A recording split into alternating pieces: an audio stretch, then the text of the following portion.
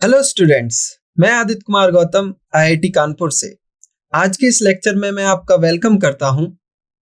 तो कल हमने जाना था सेट्स क्या होते हैं, सबसेट्स क्या होते हैं, यूनिवर्सल सेट का क्या रोल होता है, वेन डायग्राम क्यों पढ़ा हमने, कैसे वो आसानी करता है हमारी सेट्स को समझने में और उसके क्वेश्चन सॉल्व करने में। तो जो आज का लेक्चर रहेगा वो हमारा कल के ही लेक्चर का कंटिन्यूएशन पार्ट रहेगा। तो आज के लेक्चर में हम जानेंगे कि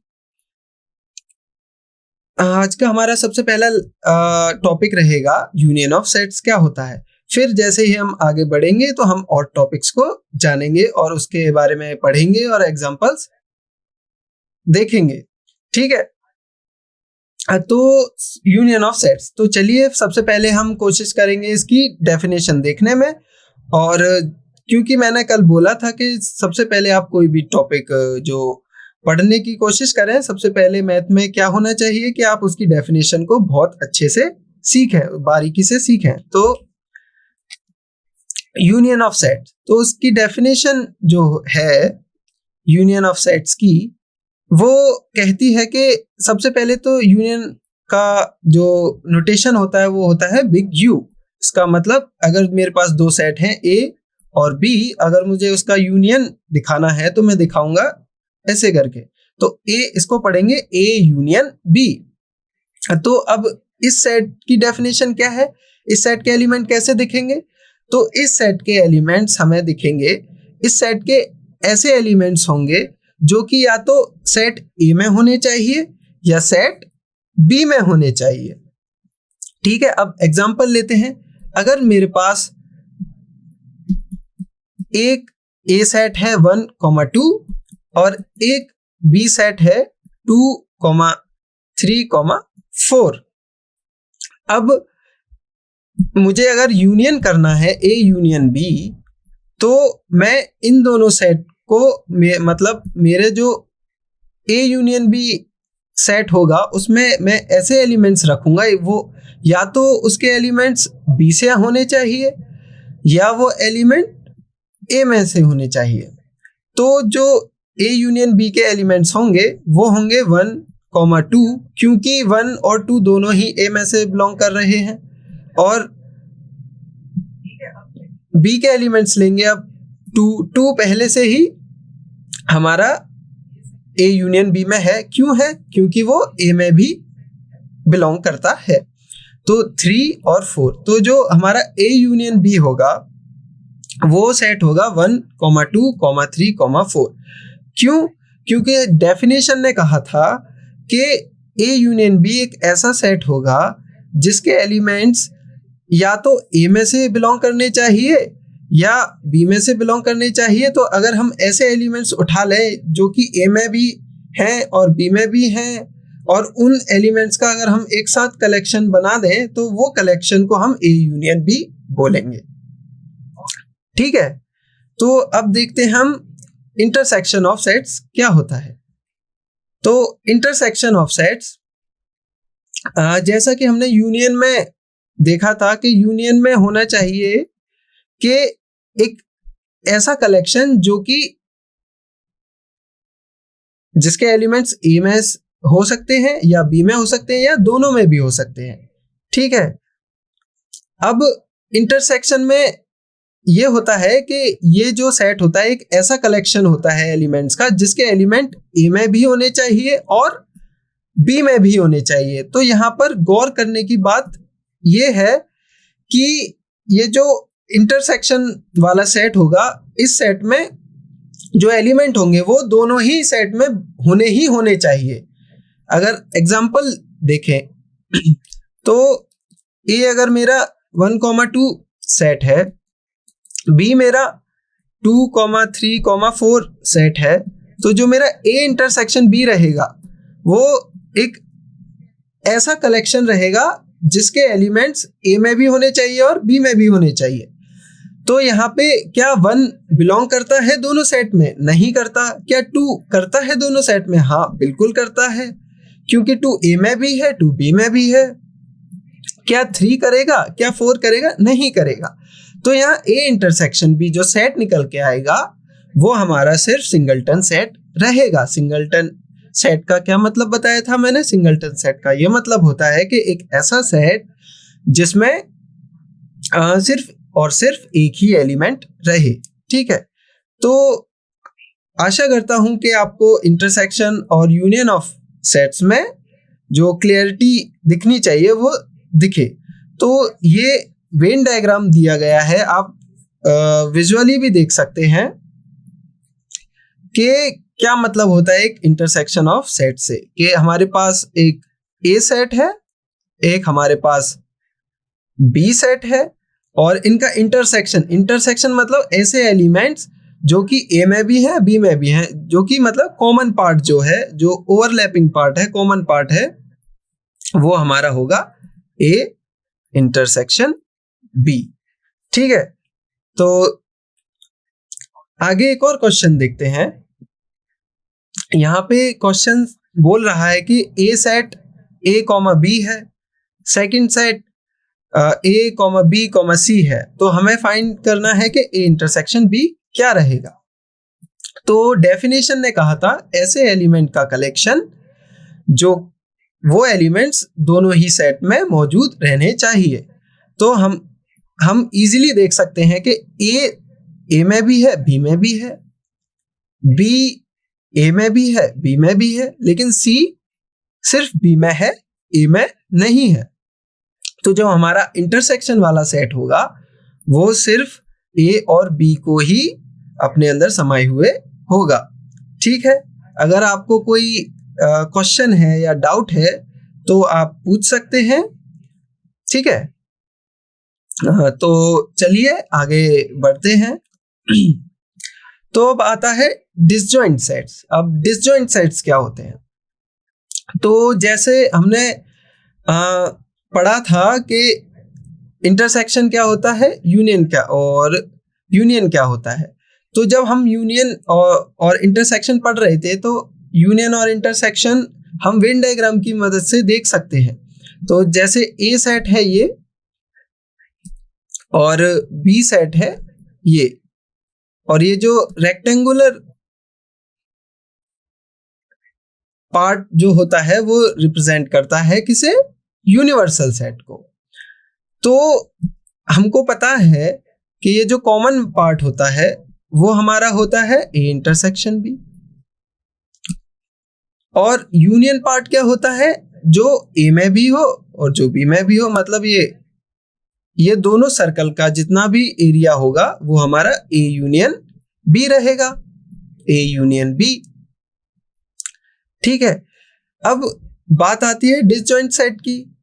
तो डिसजॉइंट सेट को हम वेन डायग्राम से ऐसे देख सकते हैं कि डिसजॉइंट सेट की जो डेफिनेशन रहती है वो कहती है कि ए इंटरसेक्शन बी फाई होना चाहिए। फाई का क्या मतलब है? फाई का मतलब था कि एक ऐसा सेट जिसके अंदर कोई भी एलिमेंट नहीं है।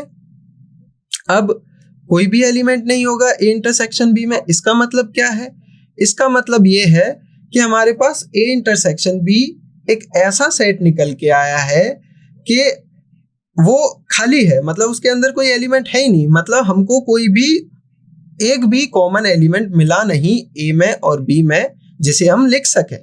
अब एग्जांपल देखिए, अगर मैं बोलूं कि ए मेरा सेट है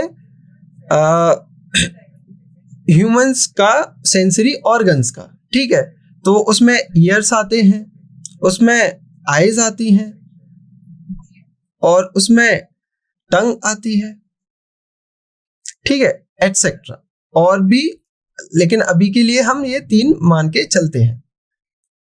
अब बी सेट क्या है हमारा?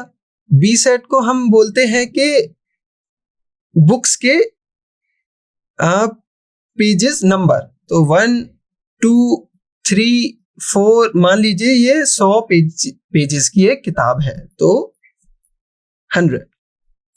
तो अगर अब मैं बोलूं क्या इन दोनों सेट में कोई कॉमन इंफॉर्मेशन दी गई है, तो आप देखेंगे कि पहला जो सेट है वो सिर्फ ह्यूमंस के सेंसरी ऑर्गन्स के कुछ अंगों का नाम है और दूसरा एक किताब के पेजेस के नंबर्स हैं बस, तो इसमें आपको कोई कॉमन चीज नहीं दी गई है और इंटरसेक्शन कॉमन चीज के बारे में ही बात कर रहा होता है।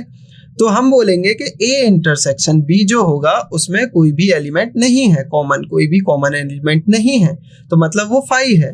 तो हम उसे खाली कर्ली ब्रेसेस से डिनोट कर सकते हैं या इस सिंबल से डिनोट किया जाता है। ठीक है, तो ये होता है डिसजॉइंट सेट। अब इसको वेन डायग्राम से कैसे रिप्रेजेंट करते हैं, तो सबसे पहले तो हम यूनिवर्सल सेट के लिए रेक्टेंगुलर शेप बनाएंगे, फिर हम ए सेट के लिए एक सर्कल बनाएंगे और एक बी सेट के लिए। क्योंकि दोनों में कोई भी एक चीज कॉमन नहीं है तो हमने इसे एक दूसरे के ऊपर नहीं रखा। अगर कोई भी चीज अगर इनके बीच में कॉमन रहती तो हम उसको इस तरीके से रिप्रेजेंट करते, ये जो होता है हमारा कॉमन पार्ट रहता, लेकिन यहां नहीं है तो हमने इसको बोला कि ये किस वेन डायग्राम को शो करता है, ये डिसजॉइंट सेट्स के वेन डायग्राम को प्रेजेंट करता है। ठीक है, तो ये एक क्वेश्चन है जिस क्वेश्चन में बोला गया है कि हमारे पास एक सेट है जिसके एलिमेंट्स है 1 2 3 4 5। दूसरा सेट दिया गया है जिसके एलिमेंट 7 9 10 है। तीसरा सेट दिया गया है जिसके एलिमेंट्स 2 3 5 है। तो हमसे बोला गया है, पूछा गया है कि क्या ए और बी डिसजॉइंट हैं, और साथ के साथ ये भी पूछा गया है क्या ए और सी डिसजॉइंट हैं। तो डिसजॉइंट के लिए हमारे पास क्या होना चाहिए, उसकी डेफिनेशन ने बोला है कि ए इंटरसेक्शन बी एम्प्टी सेट होना चाहिए। ठीक है, तो अब हम देखते हैं क्या ए इंटरसेक्शन बी एक एम्प्टी सेट है कि नहीं है।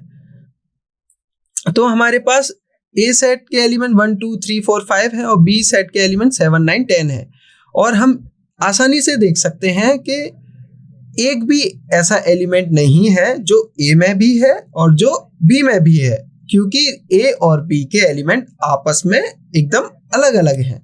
तो हमने देखकर ही बता दिया कि ए इंटरसेक्शन बी जो है एक एम्प्टी सेट है, मतलब एक फाई सेट है, और ये जो डेफिनेशन होती है वो होती है हमारी डिसजॉइंट सेट की। तो हमने बोला A and B are disjoint sets. Okay, अब आते हैं ए और सी पे। अब ए इंटरसेक्शन सी अगर आप गौर फरमाएं तो इसमें ये जो 2 एलिमेंट है और ये जो 3 एलिमेंट है दोनों ही है, और 2 और 3 ए में भी है और सी में भी है। तो ए इंटरसेक्शन सी में कौन कौन से एलिमेंट आएंगे, 2 3। तो हम आसानी से देख सकते हैं कि ये जो सेट हमने बनाया है ए इंटरसेक्शन सी जो निकल के आया है वो कैसा है, एक नॉन एम्प्टी सेट है, मतलब ये डिसजॉइंट सेट नहीं है। ठीक है, ओके, अगर आपको इस पॉइंट पे कोई भी डाउट है तो आप पूछ सकते हैं, आप कमेंट कर सकते हैं, वरना हम नेक्स्ट स्लाइड पे चलते हैं। तो हम अब जानेंगे कि प्रॉपर्टीज क्या रहती है इंटरसेक्शन की। तो पहली जो प्रॉपर्टी होती है वो होती है कम्यूटेटिव प्रॉपर्टी। कम्यूटेटिव प्रॉपर्टी क्या बोलती है, कम्यूटेटिव प्रॉपर्टी बोलती है कि हमारे पास ए कोई सेट है, एक बी कोई सेट है, और इन दोनों में अगर हम कॉमन फाइंड करें, मतलब पहले ए के एलिमेंट देखें फिर बी के एलिमेंट देखें, फिर दोनों को एक साथ देखें कि इनमें से कौन सा एलिमेंट कॉमन, मतलब इस सेट में भी है, ए में भी है और बी में भी है।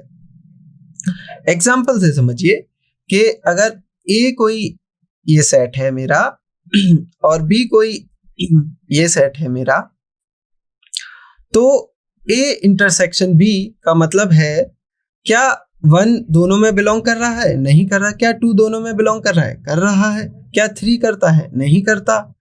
तो हमने बोला कि ए इंटरसेक्शन बी जो आया वो हमारा सिंगलटन सेट 2 आया है।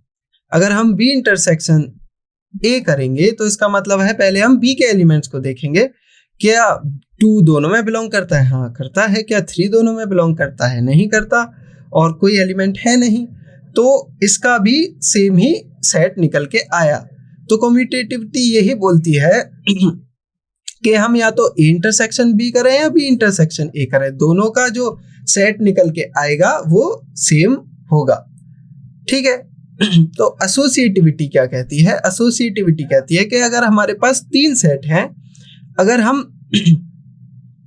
पहले 2 सेट का इंटरसेक्शन करें, फिर उसका इंटरसेक्शन तीसरे सेट के साथ करें, उसका जो आंसर आएगा वो सेम ही आएगा अगर हम पहले लास्ट के 2 सेट्स का इंटरसेक्शन करें, फिर जो बचा हुआ जो एक सेट है पहला उसके साथ इंटरसेक्शन करें, जो वो आंसर देगा वो सब सेम ही होंगे। ठीक है। अब हम एक एग्जांपल लेते हैं। ए और बी ऊपर दे रखे हैं, चलिए सी सेट को हम कंसीडर करते हैं 3,4। अब एसोसिएटिविटी लॉ से हम पहले इस पार्ट को निकालेंगे जो कि पार्ट है ए इंटरसेक्शन बी। पहले हम इसको इवेल्युएट करेंगे, हमको पता है इसका आंसर ये रहेगा। फिर ए इंटरसेक्शन बी के बाद जब आ जाए उसका इंटरसेक्शन हम सी के साथ करेंगे, हमें पता है कि 2 एलिमेंट सी में नहीं है, तो ये आंसर 5 होगा। अब हम ये जो राइट साइड है उसको जानेंगे कि सबसे पहले हम बी इंटरसेक्शन सी करेंगे। अब बी इंटरसेक्शन सी जो होगा तो बी और सी में सिर्फ और सिर्फ ये 3 एलिमेंट ही कॉमन है, तो बी इंटरसेक्शन सी जो रहेगा वो सिंगलटन सेट 3 रहेगा। अब इस सेट का हम इंटरसेक्शन करेंगे ए के साथ। अब क्या ए में, अब ए में 1 और 2 है, 3 है नहीं, तो जब इंटरसेक्शन करेंगे तो हमें कॉमन पार्ट चाहिए होता है जो कि नहीं है, जो कि आंसर, ये भी हमें आंसर क्या देगा? 5 देगा। तो हमने एग्जाम्पल के थ्रू वेरीफाई किया कि ये प्रॉपर्टी होल्ड होती है। अब लॉ ऑफ एम्प्टी सेट और यूनिवर्सल सेट का देखते हैं। ये क्या कहते हैं?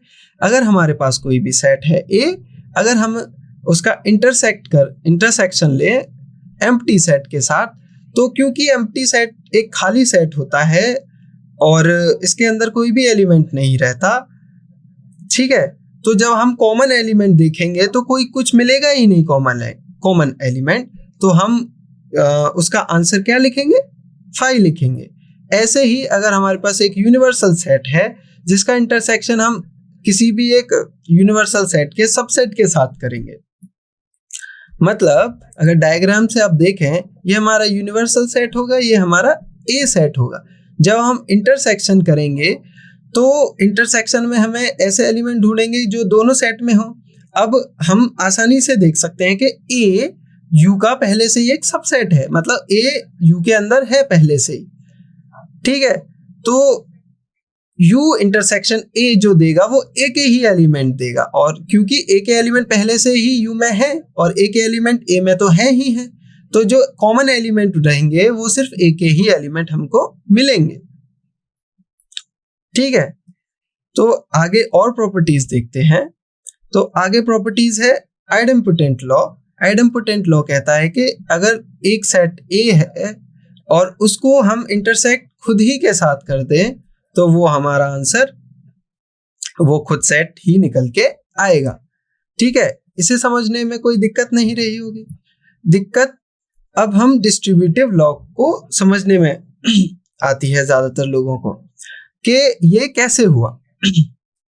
अब डिस्ट्रीब्यूटिव लॉ बोलता है कि ए इंटरसेक्शन, अब इंटरसेक्शन किसके साथ हो रहा है?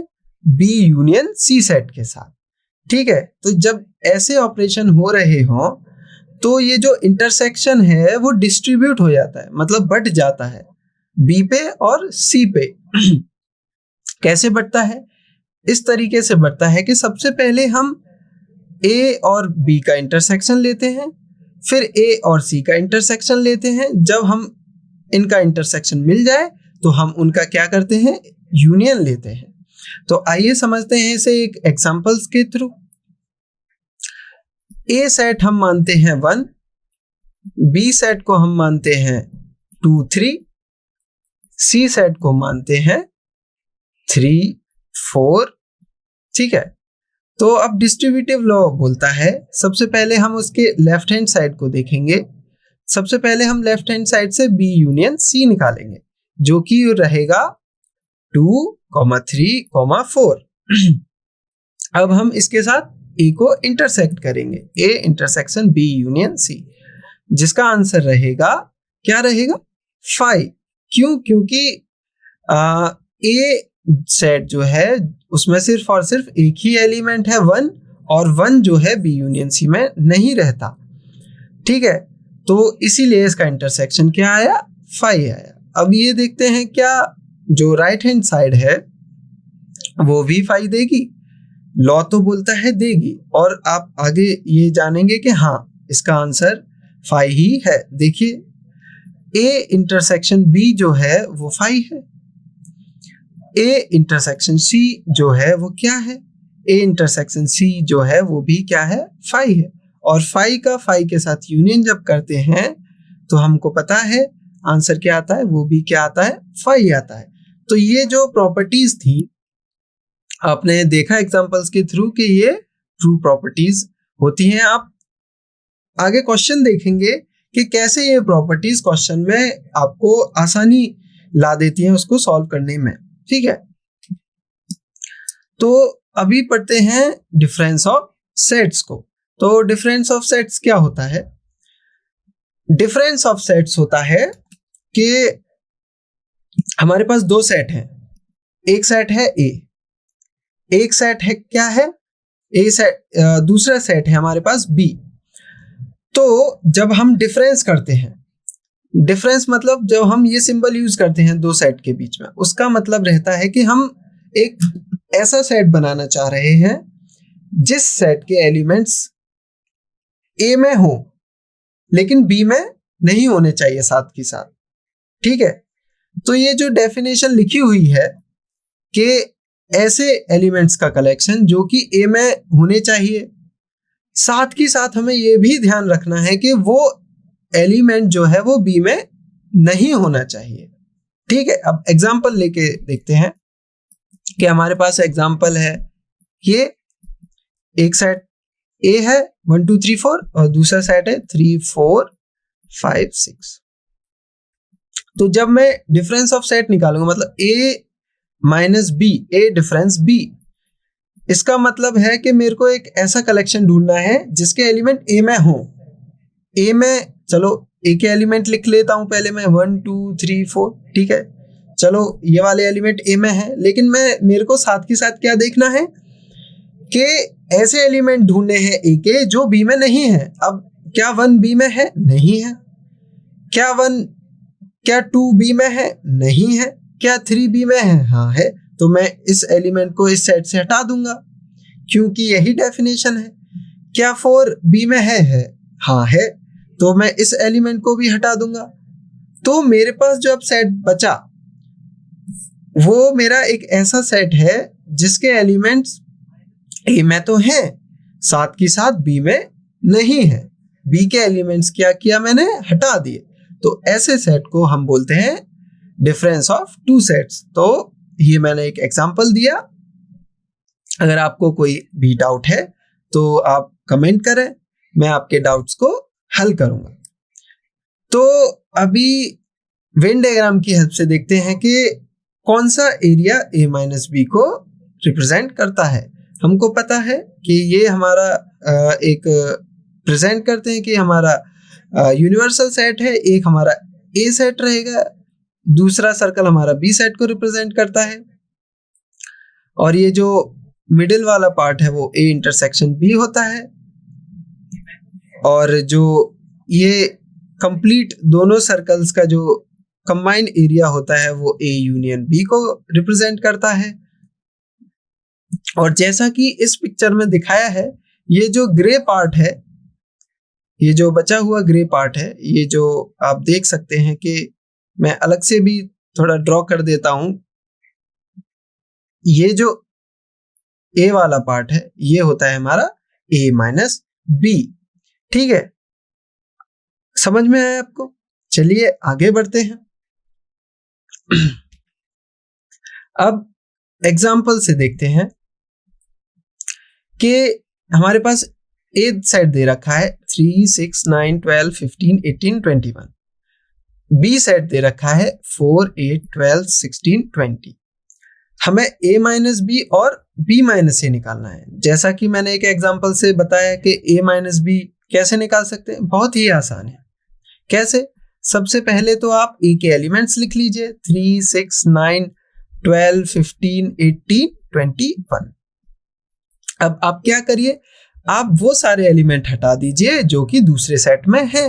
अब देखते हैं 3 है, नहीं है, तो 6 है, नहीं है, 9 भी नहीं है, 12 है तो हमने वो एलिमेंट हटा दिया, 15 नहीं है, 18 नहीं है, 21 भी नहीं है। तो जो हमारा सेट निकल के आया ए माइनस बी वो निकल के आएगा 3, 6, 9, 15, 18, 21। कितना आसान है निकालना। ऐसे ही हम b माइनस ए निकालेंगे। सबसे पहले हम इस सेट के एलिमेंट को लिख लेते हैं सारे, जो कि है 4, 8, 12, 16, 20। अब क्या करेंगे, हम इसके एलिमेंट्स को इस सेट में से हटाते जाएंगे। हम देखते हैं कि कौन से वो एलिमेंट्स हैं। हमें पता है कि इकलौता 12 ही ऐसा एलिमेंट है जो कि ए में है, तो हमारे पास b माइनस ए भी निकल के आ गया। कितना आसान था ना। तो a माइनस बी और b माइनस ए निकालना काफी आसान रहता है। इसके साथ साथ आप एक चीज गौर फरमाइए कि अब जो हमारे पास दो सेट निकल के हैं a माइनस बी और b माइनस ए, ठीक है, क्या ये दोनों सेट इक्वल हैं? तो चलिए आपको मैं इक्वल सेट की डेफिनेशन दोबारा याद दिला देता हूं। इक्वल सेट्स होते हैं, अगर दो सेट्स हम इक्वल बोल रहे हैं तो उसका ये मतलब होता है कि दोनों सेट्स में सेम एलिमेंट्स होंगे, सेम एलिमेंट्स दोनों सेट में रहेंगे। ये हो सकता है कि वो एलिमेंट्स आगे पीछे रहें। एग्जाम्पल देखिए कि अगर ए सेट 1, 2, 3 है और बी सेट 3, 1, 2 है, तो क्या ये दोनों इक्वल सेट हैं? हाँ है। क्यों है?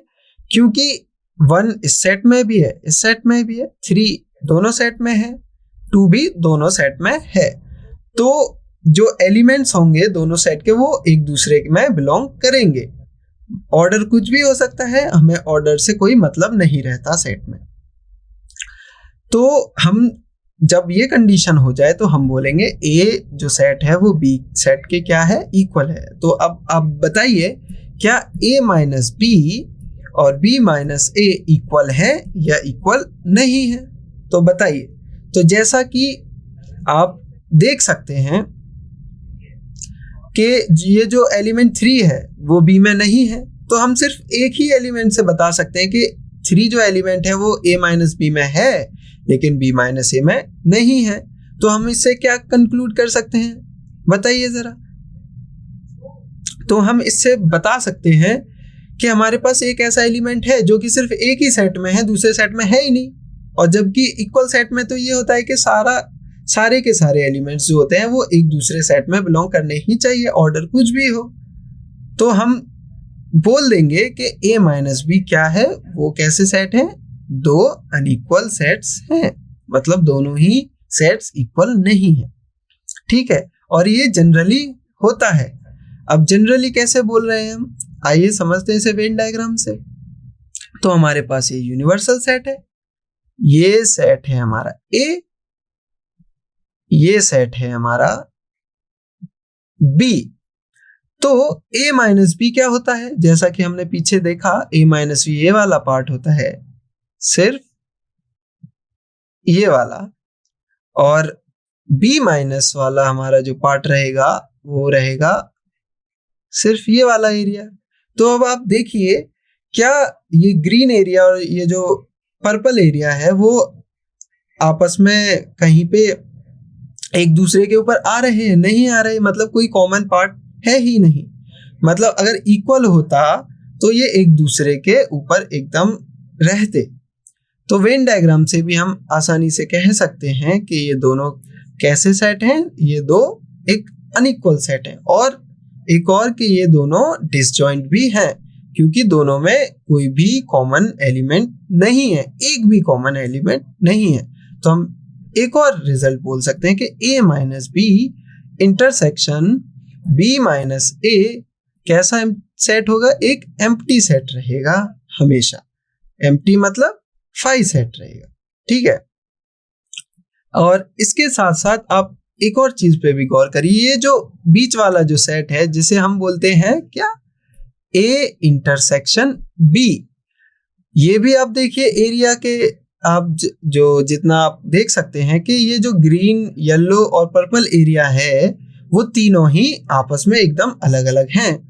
मतलब अगर हम इंटरसेक्शन की भाषा में बात करें तो इससे ये और निकाला जा सकता है कि A minus B intersection A intersection B, B कैसा होगा, एक एम्प्टी सेट होगा।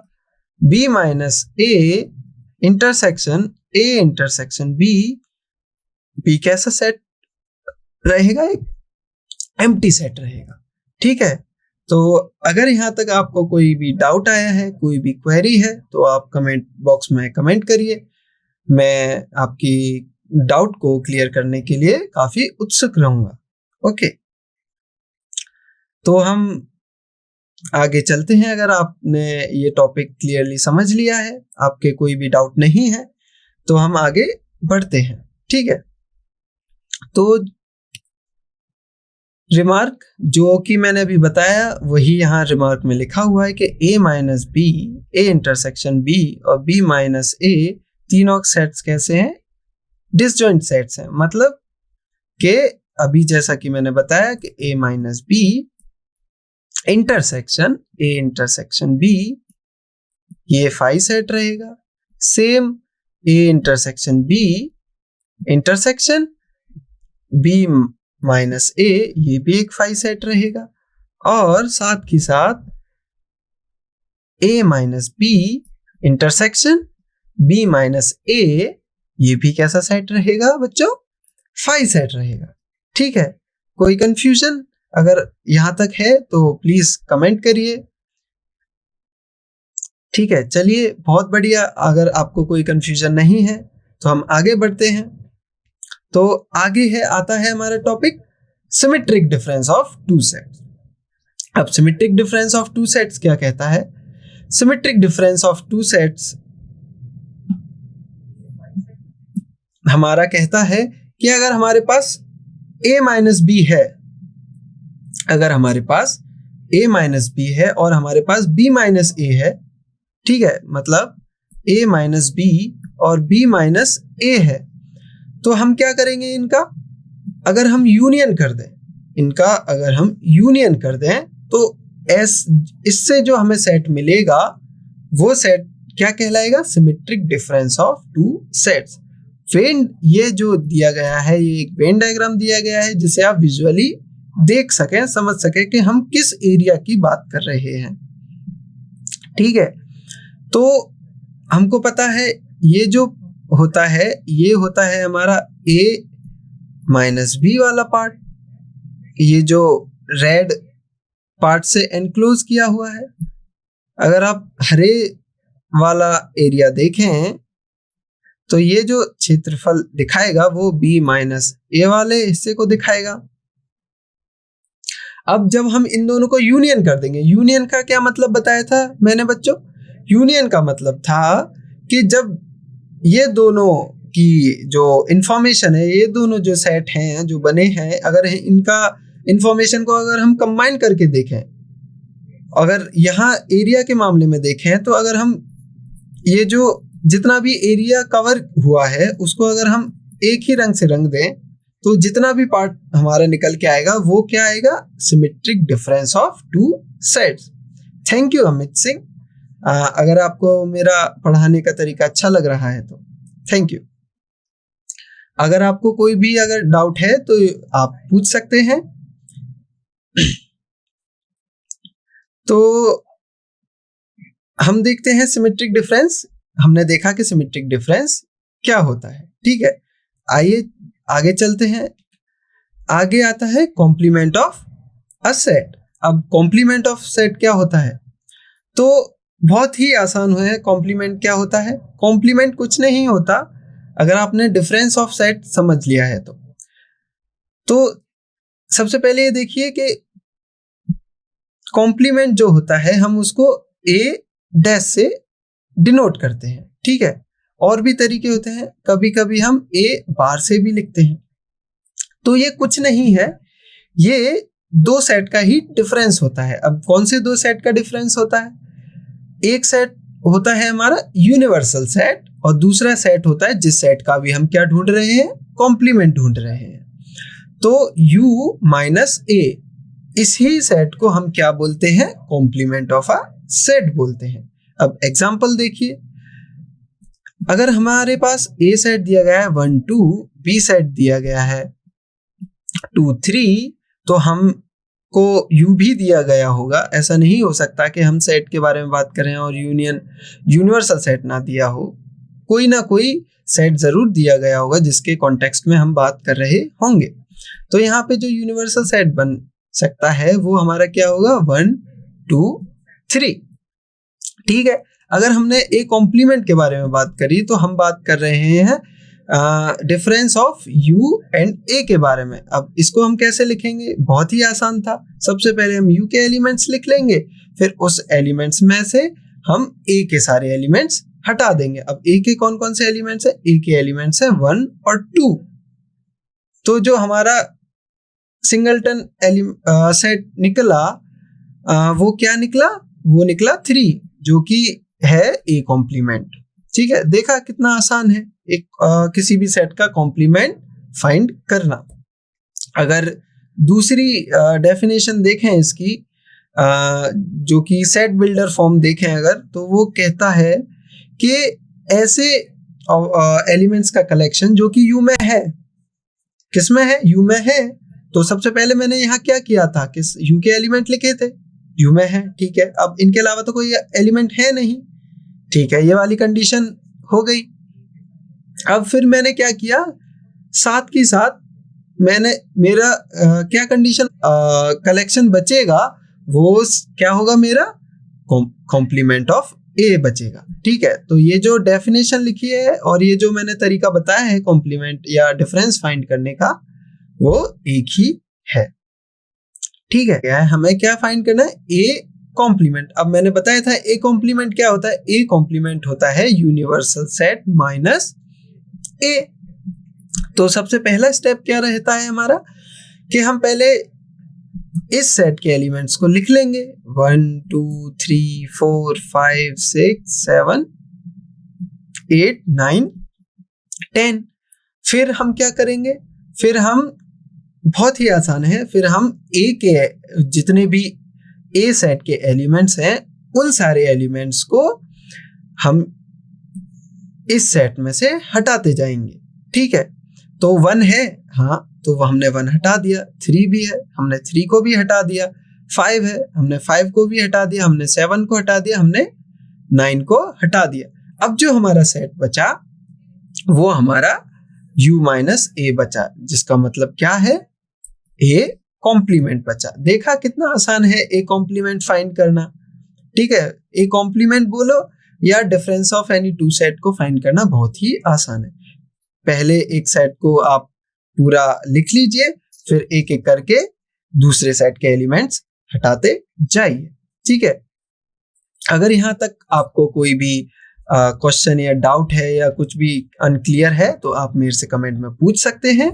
मैं आपके क्वेश्चंस को आंसर करने के लिए हमेशा रेडी रहूंगा, ठीक है। तो आइए आगे बढ़ते हैं।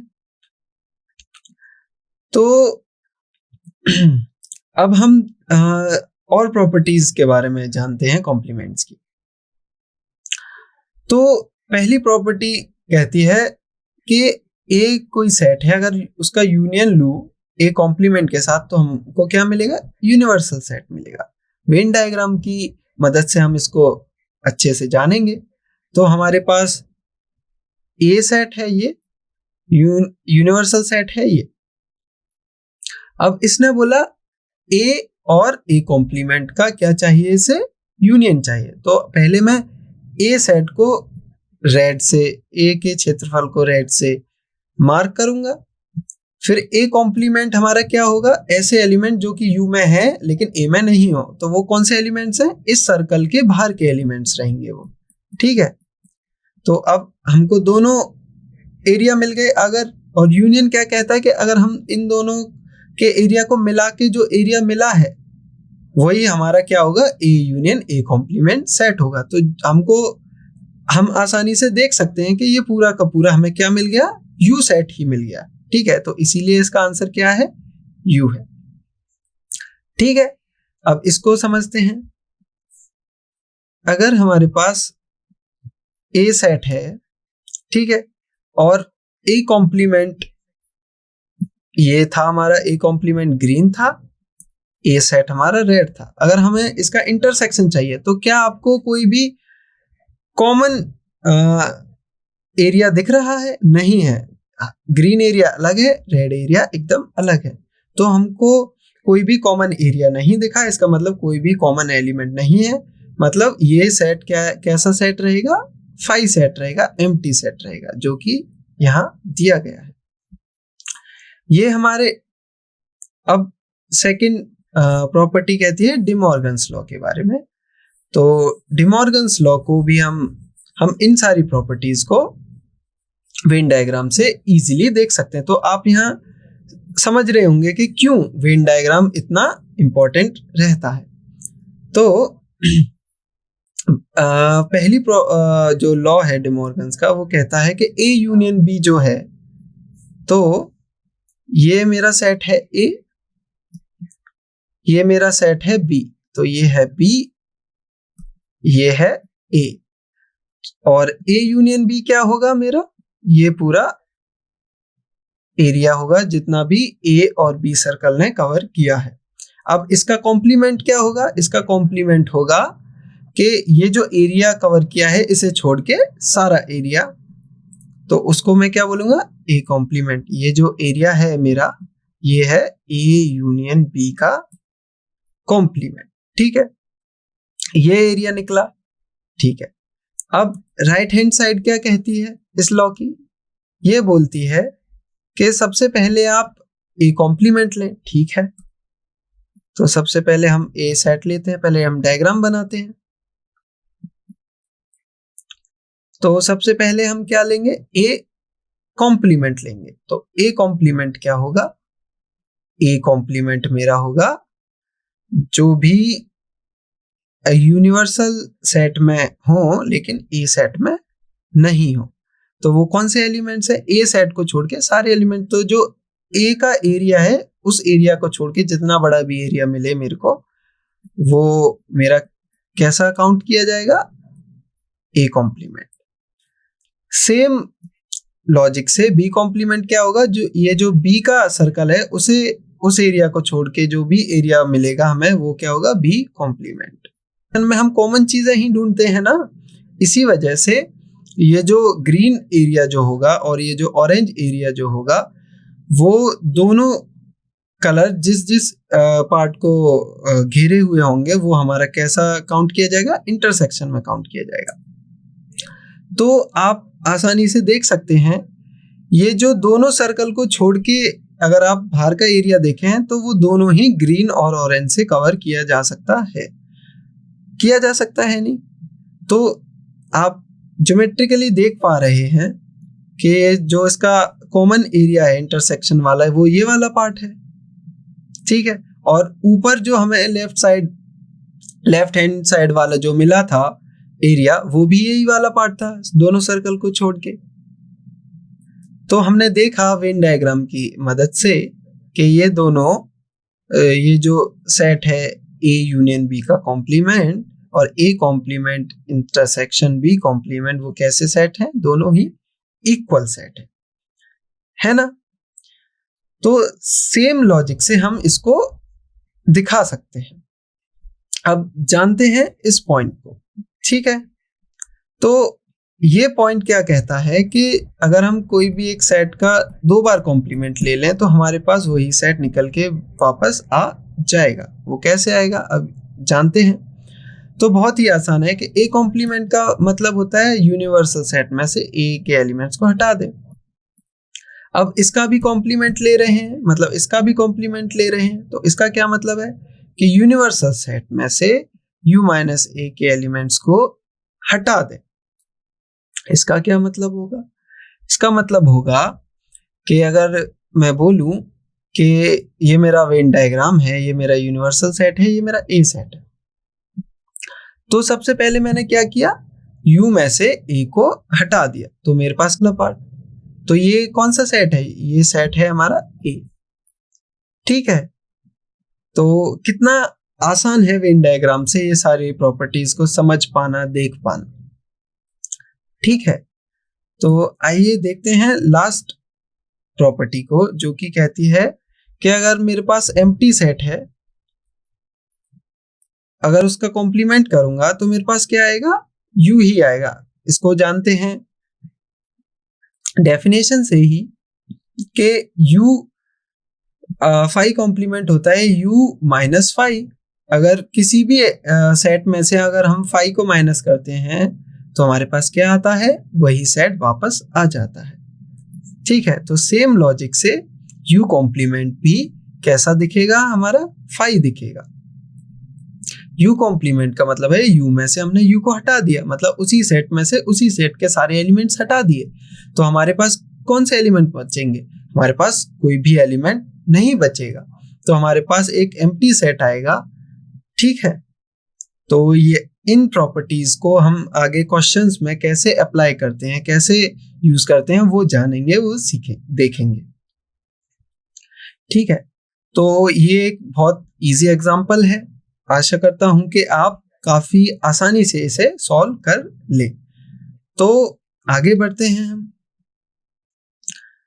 तो ये मैं पहले ही इस प्रॉपर्टी को मैं पहले ही पिछले लेक्चर में बता चुका हूं कि A यूनियन B के जो एलिमेंट्स होते हैं वो number of elements in A union B कितने होते हैं? Number of elements in A plus number of elements in B minus number of elements in A intersection B। अगर आप इस जनरल फॉर्म को समझ गए तो इससे आप ये निकाल सकते हैं बहुत ही आसानी से। ठीक है, अब इस टर्म को हम समझते हैं कि ये वाला फॉर्मूला क्यों ऐसे होता है। लॉजिकली देखते हैं कि मान लीजिए कि A यूनियन B एक सेट है, ठीक है, जिसमें A के भी एलिमेंट होंगे, ऐसे एलिमेंट होंगे जो A में हो, जो B में हो, और ऐसे भी एलिमेंट होंगे जो दोनों में हो। मानते हैं आप एग्जाम्पल के तौर पे कि A सेट ये है मेरा, B सेट ये है मेरा। अगर मैं A यूनियन B करूंगा, ठीक है, तो मेरा क्या सेट निकलेगा? 1 2 3। ठीक है, तो अब मैं क्या करूंगा, अगर मेरे को A यूनियन B के एलिमेंट्स जानने के कितने हैं, तो यहाँ पे जैसा देख सकते हैं 3 है। तो 3 को मैंने कैसे लिखा कि A के एलिमेंट्स प्लस B के एलिमेंट्स, ये A में भी 2 एलिमेंट्स है, B में भी 2 एलिमेंट्स है, लेकिन आंसर हमारा 3 है। लेकिन यहाँ करने से हमें क्या हो रहा है? हमें एक एक्स्ट्रा एलिमेंट मिल रहा है। ऐसा क्यों मिल रहा है? ऐसा इसलिए मिल रहा है क्योंकि यहाँ पे ये जो 2 दिया हुआ है वो दोनों ही सेट में बिलोंग करता है। तो ये अगर हम सिर्फ और सिर्फ इन दोनों एलिमेंट्स, इन दोनों सेट के एलिमेंट्स को ऐड कर देंगे तो जो कॉमन एलिमेंट्स होंगे वो हर बार 2 बार काउंट होते जाएंगे। तो जैसे कि 2 जो है वो 2 बार काउंट हो चुका, 1 और 3 एक बार ही काउंट हुए, इसीलिए ये 2 + 2 4 आता। इसीलिए हमको क्या करना पड़ता है? जितने भी कॉमन एलिमेंट्स हैं उनको माइनस करना होता है। तो यहाँ इकलौता 2 ही है जो कि कॉमन है। तो कितने एलिमेंट्स कॉमन है? सिर्फ 1 एलिमेंट कॉमन है, तो हम -1 कर देंगे तो हमारे पास आंसर आएगा 3। तो वही लॉजिक है कि सबसे पहले हम ए के सेट के एलिमेंट्स कितने हैं वो लिखेंगे, फिर बी के सेट के एलिमेंट कितने हैं वो लिखेंगे, फिर हम ये जानेंगे कि ए और बी में ऐसे एलिमेंट्स ढूंढेंगे जो दोनों सेट में आते हैं, मतलब दोनों में होने चाहिए, उतने एलिमेंट्स ढूंढ के हम क्या कर देंगे, माइनस कर देंगे, तो हमारे पास ए यूनियन बी का सेट का कार्डिनलिटी आ जाएगी। ठीक है, तो ये तो था इसका लॉजिक। अब पहला पॉइंट इससे कैसे आएगा, अब जैसा कि हमें दिया गया है कि ए इंटरसेक्शन बी कैसा है, फाई है, फाई मतलब ये कैसे सेट हैं, ये डिसजॉइंट सेट्स हैं। ठीक है, अगर डिसजॉइंट हैं तो ए इंटरसेक्शन फाई है, ए इंटरसेक्शन फाई है मतलब इसके कोई भी एलिमेंट्स नहीं है, मतलब इसमें कार्डिनलिटी कितनी है, सेट की 0 है। तो यहाँ ये जो आंसर होगा हम लिखेंगे number of elements A plus number of elements of B plus 0, जो कि हमारे पास क्या निकल के आएगा, सिर्फ n A plus n B. कितना आसान था। ठीक है, अब आते हैं कि number of elements in A minus B. ठीक है, अब ए माइनस बी के कैसे निकाले हम एलिमेंट्स, हमको पता है। सबसे पहले हम क्या करते हैं, ए के एलिमेंट्स लिखते हैं। मान लीजिए ए के एन एलिमेंट्स हैं। ठीक है, ए के कितने एलिमेंट्स हैं, एन एलिमेंट्स हैं। अब फिर क्या करते हैं हम ए माइनस बी के लिए हम क्या करते हैं, पहले ए के एलिमेंट्स लिख लेते हैं। मान लीजिए एन एलिमेंट्स हैं, फिर हम इसमें से बी के एलिमेंट्स हटाते जाते हैं। मतलब कैसे एलिमेंट हटाते हैं, जो ए में भी हो जो बी में भी हो, हम ऐसे ही तो एलिमेंट हटाते हैं। तो हम इन एन में से ऐसे एलिमेंट्स हटाएंगे जो कि ए इंटरसेक्शन बी में होते हैं, और वही यहाँ पे इस फॉर्मूले के तरीके से लिखा हुआ है कि सबसे पहले हम नंबर ऑफ एलिमेंट्स इन ए देखेंगे, फिर उसमें से हम ए और बी के जो कॉमन एलिमेंट्स हैं, कितने कॉमन एलिमेंट्स हैं वो निकालने के बाद हम उन एलिमेंट्स को माइनस कर देंगे जितने भी ए के कार्डिनलिटी होगी उससे। ठीक है, कितना आसान था ये भी। तो अब आइए जानते हैं लास्ट पॉइंट का रीजन क्या है। अब लास्ट पॉइंट है सिमेट्रिक डिफरेंस। सिमेट्रिक डिफरेंस क्या था, A minus B union B minus A. ठीक है, अब इसके क्या ढूंढने, हमें नंबर ऑफ एलिमेंट्स ढूंढने हैं। एन ए का मतलब होता है नंबर ऑफ एलिमेंट्स। एन अगर मैंने यहां लगाया है, इससे मेरा मतलब है नंबर ऑफ एलिमेंट्स, और जो भी यहाँ पे ये जो सेट दिया है वो, जैसे यहाँ पे number of elements of A, number of elements in the set B. ठीक है, अब नंबर ऑफ, ये मान लीजिए सी सेट है मेरा ए माइनस बी। ठीक है, डी सेट मान लीजिए मेरा है बी माइनस ए। एक मैंने छोटा नाम दे दिया इन दोनों सेट के लिए, तो मेरा ये जो बड़ा सा लिखा हुआ है वो मैं और छोटा कर सकता हूँ, वो लिख सकता हूँ सी यूनियन डी। अब मेरे को पता है कि किसी भी दो सेट के यूनियन का एलिमेंट कितने होते हैं, वो मेरे को इस फॉर्मूले से मिल जाएगा। ये बोलेगा कि number of element in C plus number of element in D minus number of element in C intersection D.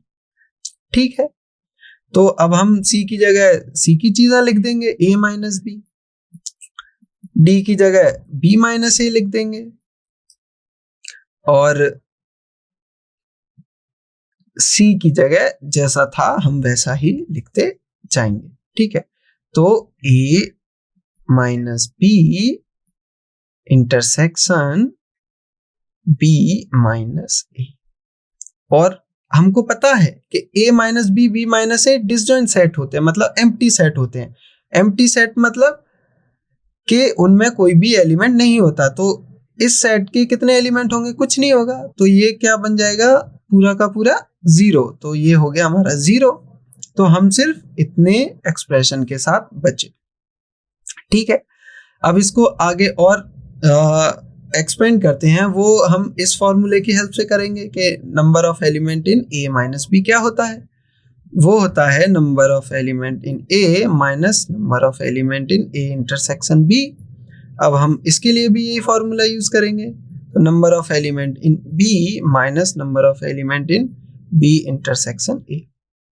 तो ये हो गया number of element in A plus number of element in B minus, अब commutative property ने हमको बताया था कि ए इंटरसेक्शन बी होता है बी इंटरसेक्शन ए, तो जितने भी एलिमेंट इस सेट में होंगे उतने ही एलिमेंट इस सेट में भी होंगे, तो हम उसको लिख सकते हैं -2 number of element in A intersection B. तो यही हमको क्या दिया हुआ है, ये फॉर्मूला दिया हुआ है। ठीक है, आइए देखते हैं इनके ऊपर और एग्जांपल्स या क्वेश्चंस। ठीक है, तो ये है हमारा पहली प्रॉब्लम। तो ये बोल रही है कि which of the two sets are equal. तो पहला ये है जिसमें ए सेट 4, 8, 12, 18 दिया हुआ है और बी सेट 8, 4, 12, 16 दिया हुआ है। तो याद करिए कि इक्वल सेट की डेफिनेशन होती है कि दोनों ही सेट में सेम ही एलिमेंट होने चाहिए, एक भी एलिमेंट ऐसा नहीं होना चाहिए कि एक सेट में है और दूसरे सेट में नहीं है। तो यहाँ देखते हैं, हम इजीली देख सकते हैं कि ये जो 18 एलिमेंट है ए में है लेकिन इसमें नहीं है। ठीक है, और यहाँ पे 16 बी में है लेकिन इस वाले सेट में है ही नहीं। तो हमने बोला कि ए और बी कैसे हैं, नॉट इक्वल सेट्स हैं। अब इसमें आते हैं, ए सेट के एलिमेंट यहाँ कैसे हैं, 2, 4, 6, 8, 10 है। बी सेट के कैसे, यहाँ पे बी सेट को सेट बिल्डर फॉर्म में लिखा हुआ है। तो आइए देखते हैं इसे रोस्टर फॉर्म में ये इसके एलिमेंट कैसे दिखते हैं, क्योंकि हम इसे इजीली लिख सकते हैं। तो ये कैसा कलेक्शन है, ये कलेक्शन है पॉजिटिव इवन इंटीजर नंबर का, और वो इवन इंटीजर 10 से छोटे होने चाहिए। तो पॉजिटिव इंटीजर नंबर कौन कौन से होते हैं, 2 होगा, 4, 6, 8, 10, 10 या 10 से छोटे हो सकते हैं। तो इसका मतलब मैं 10 भी लिख सकता हूँ, कि मैं लिखने की कोशिश करते हैं। इसके एलिमेंट्स होंगे 10 के मल्टीपल होने चाहिए, 10, 20 और भी एलिमेंट्स होंगे। ठीक है, अब आप 0 भी रख सकते हैं इसमें, क्योंकि 0 × 10 0 होता है, वो भी आपका एक मल्टीपल हो गया। तो लेकिन हम 10 से लेके चलते हैं। अब बी पे आइए, अब ये कैसा कलेक्शन है, ये कलेक्शन है कि x 5 का मल्टीपल होगा लेकिन x 10 या 10 से बड़ा होगा। तो ठीक है, तो 10 आएगा, इसमें 15 आएगा। क्यों आएगा, क्योंकि 15 10 से बड़ा है, प्लस वो 5 का क्या है, एक मल्टीपल है। क्यों मल्टीपल है, 5 × 3 क्या होता है, 15 होता है, इसीलिए। तो और भी एलिमेंट्स होंगे। तो हमने यहाँ देखा कि 15 बी में है लेकिन 15 ए में नहीं है। ठीक है, तो इसमें क्या है, ए नॉट इक्वल टू बी होगा। दूसरा एग्जांपल देखते हैं। दूसरा एग्जांपल कहता है कि अगर हमारे पास दो फाइनाइट सेट हैं m और n, मान लीजिए एक सेट है जिसका कार्डिनैलिटी m है, b सेट है जिसकी कार्डिनैलिटी n है। अब number of subset of the first set, जो अब इसके कितने सबसेट्स होंगे बताइए, इसके सबसेट्स होंगे 2 की पावर m, आप सभी को पता है, ये हमने निकाला था। इसके कितने होंगे, 2 की पावर n। तो अब आगे हमें क्वेश्चन बोल रहा है कि the number of subsets of the first set. तो हमारा फर्स्ट सेट हमने ये माना है, हमारा फर्स्ट सेट ये है जिसकी कार्डिनैलिटी m है। तो इसके जो भी सबसेट हैं, मतलब 2m, वो कितने हैं, वो है 112 ज्यादा है दूसरे वाले सेट से। तो 2n + 112 इतने ज्यादा हैं। ठीक है, तो यहां हम समझ सकते हैं कि हमें पता है ये वाला जो नंबर है इस वाले नंबर से काफी बड़ा है। तो काफी बड़ा है, इसका मतलब m जो होगा वो n से बड़ा होगा, बिल्कुल होगा। इसका क्या मतलब, इसका मतलब ये है कि m को मैं n प्लस k लिख सकता हूं। आइए मैं इसे नंबर की फॉर्म में आपको बताता हूं जिससे आप समझ पाए। यहाँ कहने का मतलब है कि 2m बड़ा है 2n से, इसका मतलब m बड़ा होगा n से। मान लीजिए 7 बड़ा है 1 से बड़ा है, तो मैं ऐसा कर सकता हूं ना कि 7 को 1 प्लस 6 लिख सकूं। ठीक है, ये लिख सकता हूं। अगर मान लीजिए यहाँ 5 होता, फिर भी मैं यही कर देता कि 7 को मैं 5 प्लस 2 लिख सकता हूं। तो यहाँ अगर कोई भी नंबर हो तो मैं इस नंबर को समथिंग प्लस ये नंबर लिख सकूं। तो वही लिखा है कि ये जो नंबर है m, इसको मैं n प्लस समथिंग कोई इंटीजर या कोई भी नंबर मैं लिख सकता हूं। तो इस वैल्यू को हम m की जगह रिप्लेस कर देंगे, तो m की जगह n प्लस k आएगा। ठीक है, तो 2n 2k, अब मैं इस वाले 2n को लेफ्ट साइड ले गया, जो कि मेरी इक्वेशन बनी ये। तो 2n आया कॉमन, तो 2n कॉमन आया तो मेरे पास बचा 2 power k minus 1 equals to 112। अब हम 112 के प्राइम फैक्टराइज करेंगे, तो ये सभी को आता है, बहुत इजी है। सबसे पहले हम यहाँ प्राइम लिखते हैं, फिर इसका आगे और प्राइम्स हम फाइंड करते जाते हैं उनका प्राइम फैक्टराइजेशन से। ठीक है, तो यहाँ आएगा 5, यहाँ आएगा 6, फिर यहाँ आएगा 28, यहाँ आएगा 14, यहाँ आएगा 7, यहाँ 7। तो हम यहाँ पे जब भी 1 आ जाता है तो हम स्टॉप करते हैं। तो 112 को मैं लिख सकता हूँ 2 raise to the power 4 into 7। ठीक है, अब क्योंकि राइट हैंड साइड पे और लेफ्ट हैंड साइड पे मेरे पास वेरिएबल्स हैं, राइट हैंड साइड पे मेरे पास कांस्टेंट है। तो अब मैं क्या करूंगा, मैं कंपेयर करूंगा जिससे मेरे वेरिएबल्स की वैल्यूज पता कर सकूं। ठीक है, तो अब मेरे को, तो अब हम 2n 2k minus 1 is equals to 2 raise to the power 4 7 है हमारे पास। तो 7 को मैं फिर से लिख सकता हूं 2 की पावर 3, जो कि होता है 8 माइनस 1। क्यों मैंने ऐसे लिखा, क्योंकि मेरे को 2 की पावर k माइनस 1 ही चाहिए था, और मैं देख सकता हूं कि 7 को मैं 8 माइनस 1 लिख सकता हूं और 8 को मैं 2 की पावर 3 लिख सकता हूं। तो मेरा काम बन गया। तो अब मैं कंपेयर कर सकता हूं कि n मेरा 4 होगा, ठीक है, और मेरा k जो होगा वो होगा 3, जिससे कि मेरा m क्या निकल के आएगा, m मेरा क्या था, m मेरा n प्लस k था, जो कि आया 7। तो मेरी m की वैल्यू होगी 7, n की वैल्यू होगी 4। तो यहाँ पे जो ऑप्शन होगा वो होगा सेकंड ऑप्शन सही। तो m 7 n 4। तो अगर इस क्वेश्चन को समझने में आपको कोई दिक्कत हुई है तो आप अपने डाउट्स को कमेंट में लिखिए, मैं आपके डाउट्स क्लियर कर दूंगा। ओके, तो हम नेक्स्ट क्वेश्चन की तरफ जाते हैं। तो नेक्स्ट क्वेश्चन है कि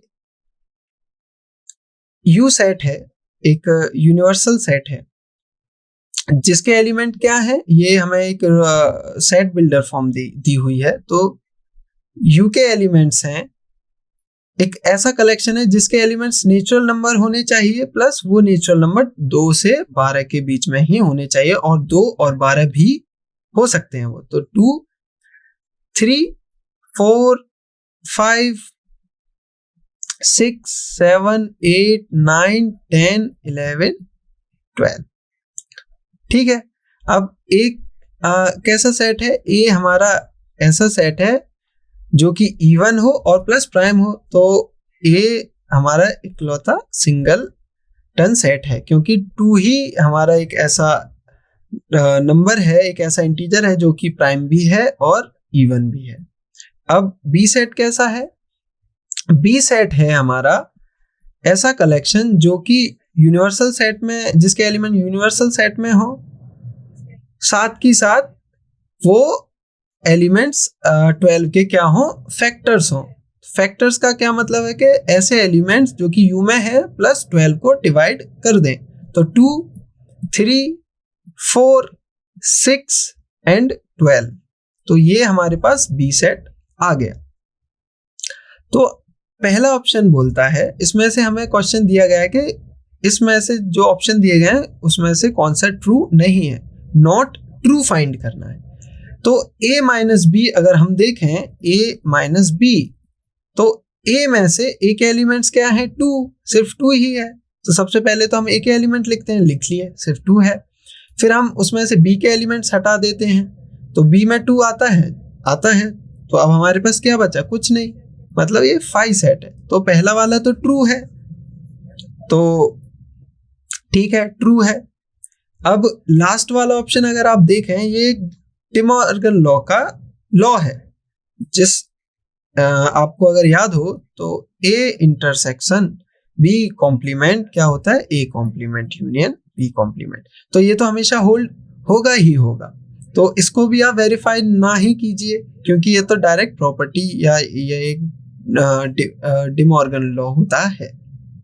अब या तो आप इसको वेरीफाई करिए या आप इसको वेरीफाई करिए। हम लेके चलते हैं, चलिए हम इसको वेरीफाई करते हैं, ठीक है, क्योंकि ये एक मल्टीपल चॉइस क्वेश्चन है, तो इसमें से सिर्फ और सिर्फ एक ही ऑप्शन हमारा सही होगा। तो हमने 2 तो डिस्कार्ड कर दिए, अब हमारे पास 2 और ऑप्शन बचे, ठीक है। तो a माइनस बी हमने क्या निकाला था, 5 निकाला था, हमको पता है। b माइनस a कॉम्प्लीमेंट क्या होगा, देखते हैं। तो सबसे पहले हम क्या लिखेंगे, सबसे पहले चलिए हम जानेंगे a कॉम्प्लीमेंट क्या होता है। a कॉम्प्लीमेंट होगा u माइनस a। तो सबसे पहले u के एलिमेंट लिखेंगे, u के एलिमेंट 3 से लेकर 12 तक हैं।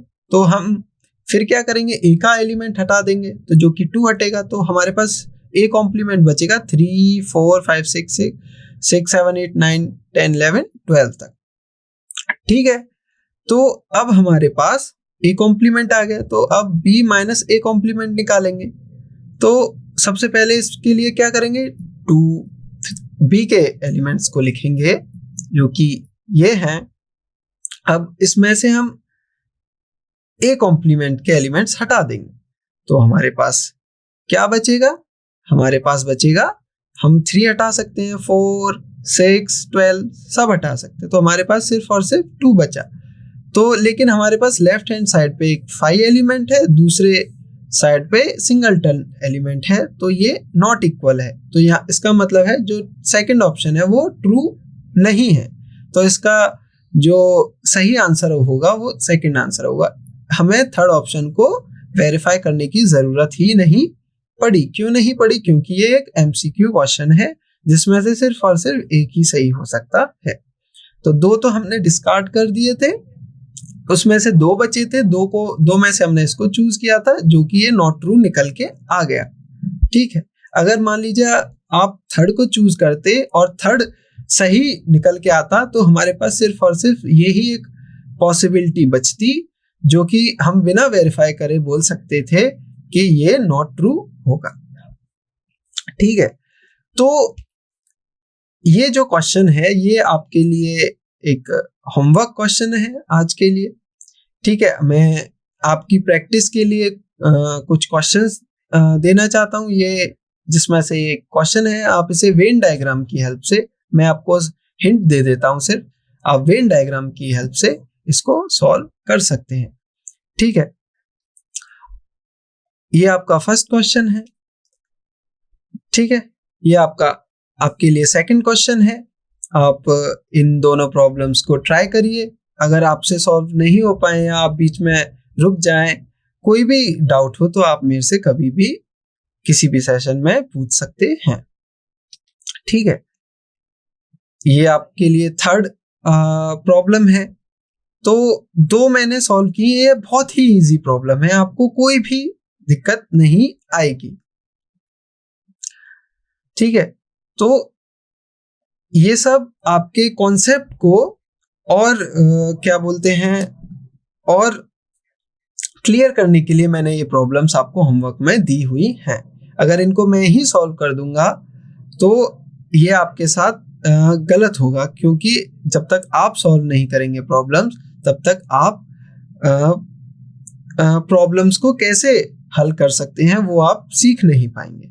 ठीक है, तो आज का सेशन हम यहीं पे एंड करते हैं। तो आज के लिए थैंक यू। सो मिलते हैं अगले सेशन में। Thank you.